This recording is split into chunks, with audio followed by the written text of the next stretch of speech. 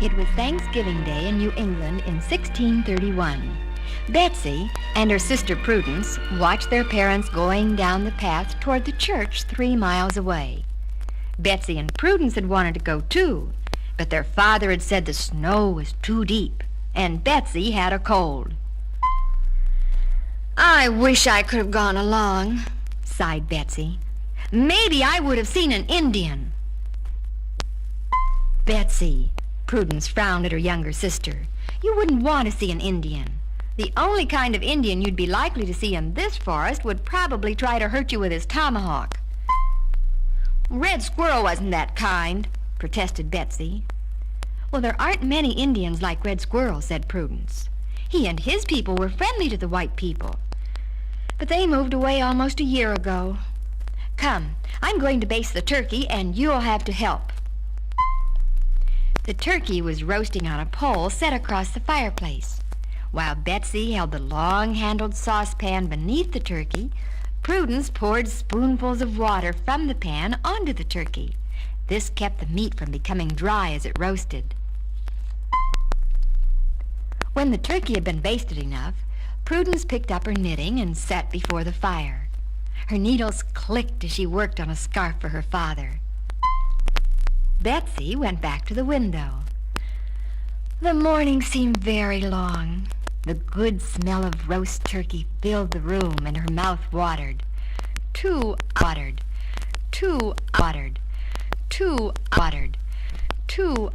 How could she wait?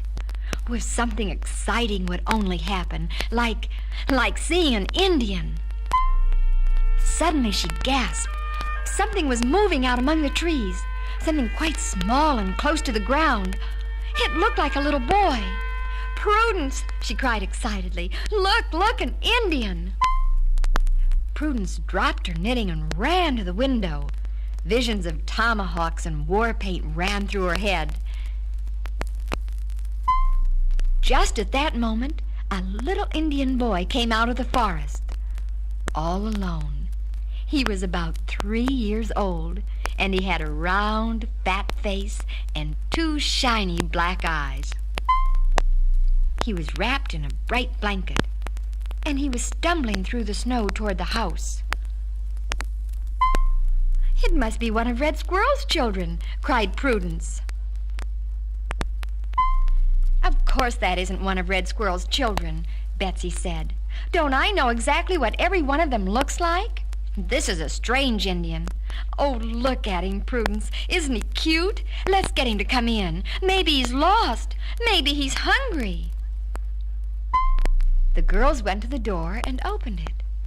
"Do come in," Prudence said politely.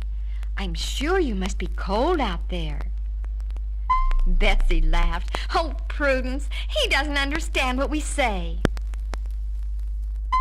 Then, just as they were beginning to wonder what to do next, the little boy walked past them into the house. He looked curiously around him, at the ceiling of the room, at the chairs, the table, the spinning wheel, and the fireplace. He went over to the fireplace and held out his hands to the blaze. He sniffed the air hungrily. "Why, I believe he's hungry," said Prudence.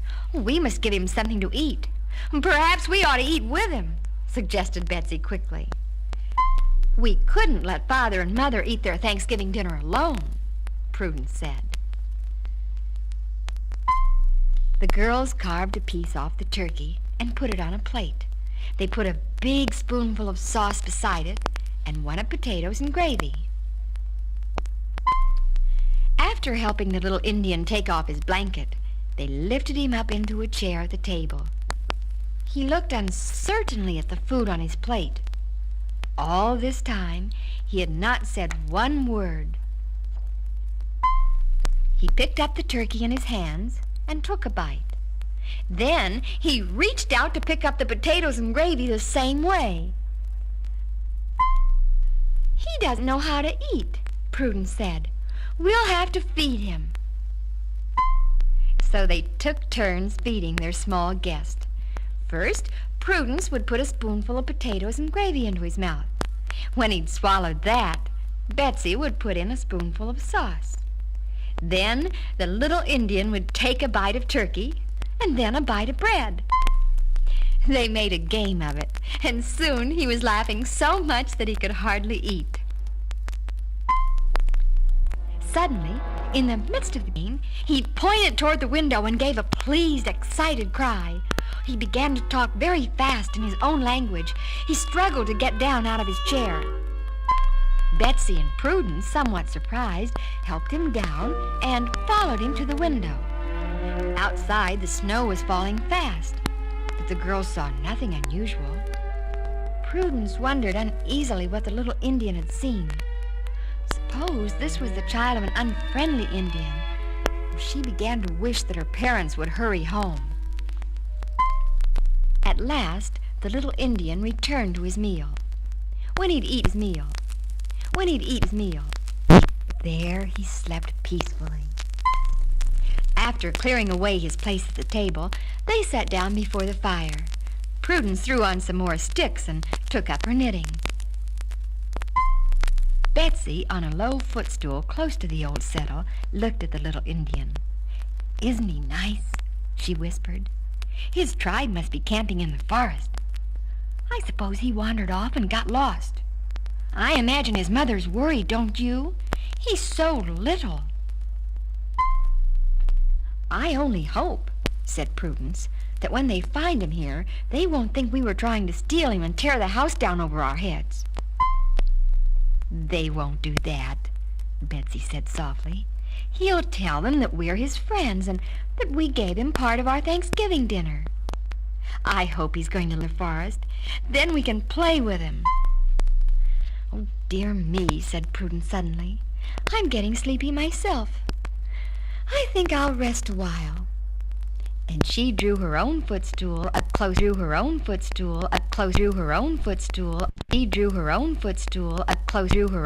and leaned against it as Betsy was doing. So warm was the room, so drowsy was the purring and crackling fire on the hearth, that in a few minutes both sisters were also fast asleep. They were not aware that someone had slipped up to the cabin. Later, when Betsy's father and mother were coming down the forest path on their way home from church, they saw several Indians looking in their front window.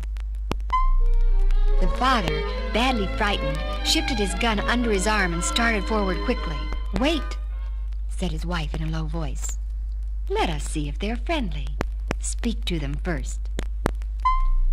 At the sound of her voice, the Indians turned. With a sigh of relief, recognized one of them as his friend, Red Squirrel. Red Squirrel motioned for the mother and father to look in the window. Inside the big room, they saw the fire burning on the hearth, the kettle steaming cheerfully, and the table set for Thanksgiving. They saw their daughters fast asleep beside the settle, and the little Indian stretched out comfortably on top of it. One of the strange Indians, who was wearing a large and important-looking feather war bonnet, began to talk very fast in his own language to Prudence's father and mother. When he had finished, Red Squirrel explained. "He say, he White Bear. He rule powerful tribe of Pequot Indians. This morning, his braves ready go on warpath against white people in this forest when Chief's son get lost. Big snow begin to fall. Braves follow tracks of little son to cabin. Look in window. See Chief's son eating at table. They run and tell Chief. When I hear White Bear coming to make war on white people, I come quickly, try to change mind. But your children change White Bear's mind by kindness to his son." When Red Squirrel had finished speaking, the white man held out his hand. "Come in," he said, "and share our Thanksgiving dinner."